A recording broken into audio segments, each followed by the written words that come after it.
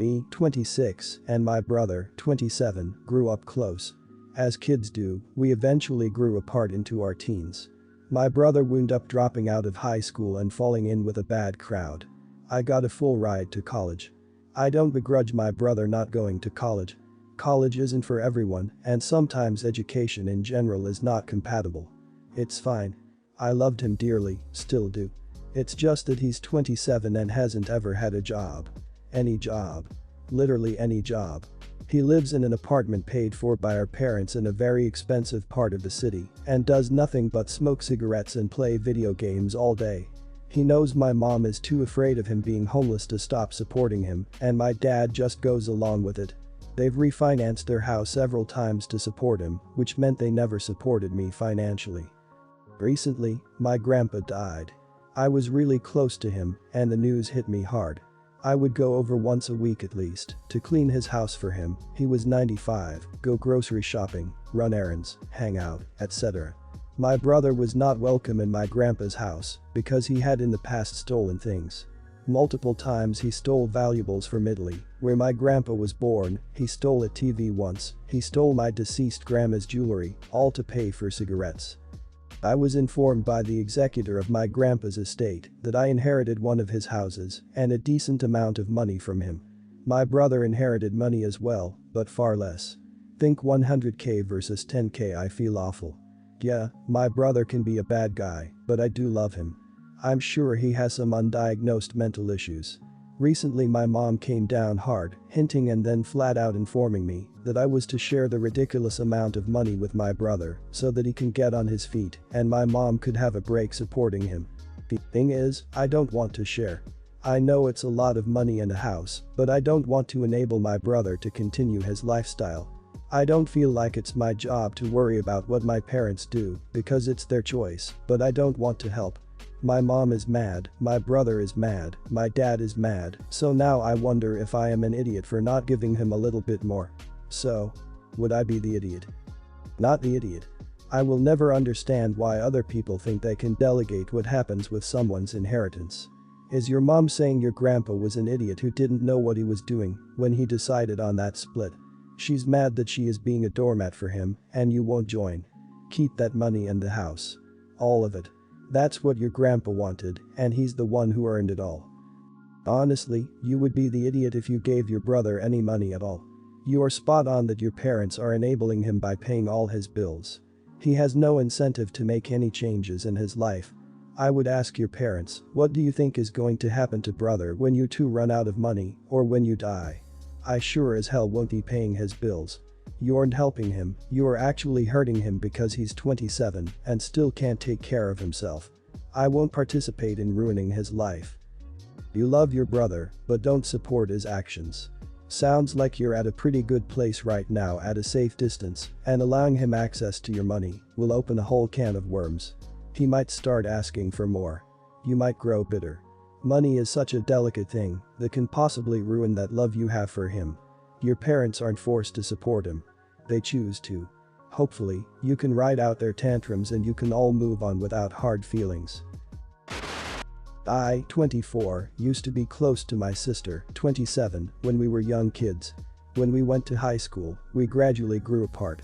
She went to college in another state and we did stay in touch. I graduated from college and landed a wonderful job. I have been dating my girlfriend, 25, since last year. She recently got a job and we have been talking about moving in together soon. I have been looking for a townhouse and found one close to work. I put an offer through and it was accepted. I'm not due to move in until the end of September. The townhouse is 2 floors with 2 bedrooms and 2 bathrooms. I let my girlfriend tour the townhouse and she loved it. Girlfriend and I have talked about payments and she is more than happy to split the bills. My sister and her new boyfriend came back due to both of them losing their jobs. I treated them to lunch and let them know I was planning on moving into the townhouse. They currently are living with boyfriend's brother at his apartment.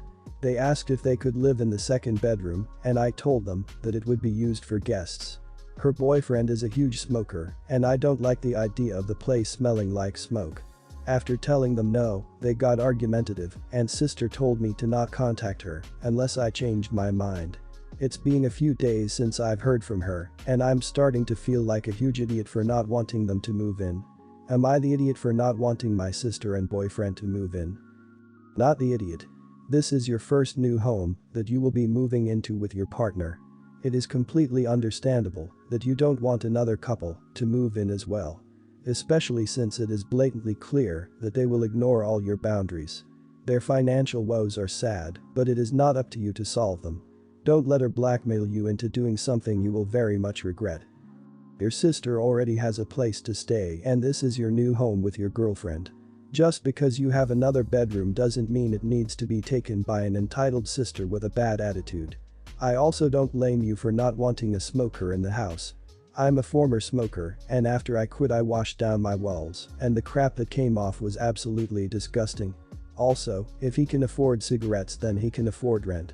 Don't feel bad about saying no. Your sister isn't living on the streets. She's fine. Probably just fed up with her boyfriend's brother, unless the brother is fed up with them and wants them out, in which case you don't want them in your home anyway. Not the idiot, you're not her mother and have any financial responsibilities over her. They lost their jobs and have somewhere to stay already. The reality of it all is just that you found a nice fancy townhouse flat that appeals to her. She can't be picky and pick and choose where to live. You may be family, but there really isn't any expected aid you're supposed to give her. I'm also a smoker, and even if you smoke outside, it carries inside and lingers. If you don't feel comfortable with the smell, don't let them, it's yours and your partner's place, so it's both your decision who you welcome in, they should respect that and not be selfish. My daughter, 26, and I haven't spoken in years. When she was 15 we found out she wasn't my biological daughter, and my wife had cheated on me years ago with a friend. As it turns out this so-called friend was suddenly interested in playing dad. My wife and I divorced, my daughter learned the truth and I told her I still loved her no matter what. Of course she was interested now in getting to know her biological father, and while it hurt I tried to accept that. She started pulling away from me after that. Even when trying to still do things together as a family she was no longer interested. The last straw was when she was 20 and living at my house. We were arguing because she dropped from her college courses, hasn't done anything for 3 months and mad because I told her she either needed to go to school or work if she wants to stay here for free. She told me I'm not a real dad, so stop pretending like I am and she'll just go stay with her real father. That broke me honestly. But I told her, if that's how she really feels then there's really nothing left to say between us. And she did move out to go live with him. I was depressed for a very long time, drank so much. My son, 24, was my only reason to keep moving forward. For the first couple years I reached out to my daughter. She wanted no contact, I learned to accept that and move on. It helped me find more peace in my life. My son stopped talking to her for a while over this and was angry with her. They still chat sometimes, which doesn't bother me at all. Through him I learned her biological father died in October 2019. Also that she's engaged. She reached out to me, first that she knows that we haven't talked in a while, but wants to ask me if I'd be willing to walk her down the aisle. After a pretty long message about how much she hurt me in the past with her actions, I told her no. She didn't want me to be her father anymore, so I learned to no longer view her as my daughter. This turned into a fight between us because according to her it's not her fault she wanted to know her real dad. And I agreed with her it's not, but what was her fault was how she treated me ever since. In my mind I know if he hadn't passed we wouldn't even be speaking right now. It ended with telling her I hope she enjoys her wedding, but I want no part of it or her life. My sons told me she's ranting to my family that I'm ruining her day, and she thought parents are supposed to love their kids unconditionally. My brothers seem to think now that I am being an idiot and this is my chance to be in her life again. But I have no interest in that. Still seems everyone has a strong opinion on it that I'm making it difficult for my daughter to have the wedding she wants when it would mean a lot to her. My son is on my side, but the comments are still wearing me down and just for the sake of my sanity, am I being an idiot? You attempted contact throughout the years, but it wasn't you that became distant, it was your daughter. She wanted to get to know her bio dad, nothing wrong with that, but at the expense of becoming distant and eventually having no contact with you, her dad who had been there for her since she was born. Now the bio dad isn't there to walk her down the aisle. OP, if she wanted you at her wedding you would have gotten an invitation and not become a stand-in for deceased bio dad. Why can't her brother walk her down the aisle? Personally, I think she just wants her wedding to look good, irrespective of how you feel. Not the idiot at all. She removed herself from your life on her own when she didn't need you. She was perfectly content with never talking to you again. Now that she suddenly needs you, she comes running back, not for your sake, but for her own. As you say, if her bio father hadn't passed away you wouldn't be having the conversation at all. You learned about her being engaged from your son, not from her. She only wants you for her own convenience. Why can't her mother walk her down the aisle? Or her brother? If you don't want to do it, you shouldn't have to. You are not ruining her wedding day. She is. To ask you to be a part of her life now sounds like it's only for show because she needs someone to walk her down the aisle. The traditional giving her away doesn't apply here, and it's hypocritical on her part. I think you've been hurt enough and don't need or want to get burned again. I'm sorry all that happened, but you need to keep going forward and not look back. My friends, Lily and Rosa got married in 2019. Lily in November, Rosa in December. They asked me to be a bridesmaid but I decline. Because I never be one, never offered and don't want to. I want to enjoy the wedding, eat and talk with friends and family. I see bridesmaid's job as tiring and need to focus on the wedding and the bride. So, nope. It's not for me and I can't do it. Lily really want me as her close friend, but she understand when I decline. Rosa jokingly said she was pitying me, she want me to feel how it was to be a bridesmaid. Every time Rosa talk about this bridesmaid thing, she didn't sound serious in wanting me, her voice in that kind of teasing and mocking me. She didn't ask about my size, my time, my money, or whatever. So I guess she was just joking, and she had enough bridesmaid, thankfully. Lily invite me to her wedding, but I have family events so I can't go, but I give her wedding gift. Rosa didn't invite me. When I jokingly asked her later why she didn't, she said because I don't want to be her bridesmaid, so she thought I don't want to attend her wedding. I said I thought she was joking about the bridesmaid because she didn't sound serious. She said even if she really want me to, I will only refuse anyway. True, but she can't assume just because I don't want to be a bridesmaid, I can't be there for her at the wedding too. She brushed it off, it's in the past anyway, and it's my loss I can't come. I bought an oven for Lily and Rosa, but only Lily got hers. I donate Rosa's gift for my office lucky draw event. Yesterday, Lily posted her small business of cupcakes in social media. Lily reply in my comment, saying her thanks for the gift because it helped her to make money in this pandemic. I guess this is the first time Rosa realized what she can get from me for her wedding gift because she reply in my comment, demanding hers. I said sorry, it was years ago, and you can't expect a gift from someone not invited. Rosa gave her sad story. Her work closed down, her husband's pay got cut. If she has that oven, she can bake to make money like Lily. Some people I don't know, Lily's friends or customers, demand me to give the gift to Rosa since it was hers to begin with. I told them to leave me alone, because you don't know the story. I keep quoting my reply above, but they ignore it. They ask me to be a bigger person, and don't I feel sorry for Rosa. Lily delete that post to prevent any more hateful reply, and she apologized for not standing up for me. I understand because she need to protect her business and image. I ask her opinion. Lily agree with me, but our other friends, who saw the comments but didn't reply, texted me, saying I should just buy one for Rosa. Again, I quoted my reply and added, it was hard for me too right now, do you guys think I have extra money to throw away? Am I the idiot for not giving gift to a wedding I was not invited to and buying her a new one? Not the idiot. I can't get over how she didn't even invite you to the wedding. Like, that sounds mean-spirited to me.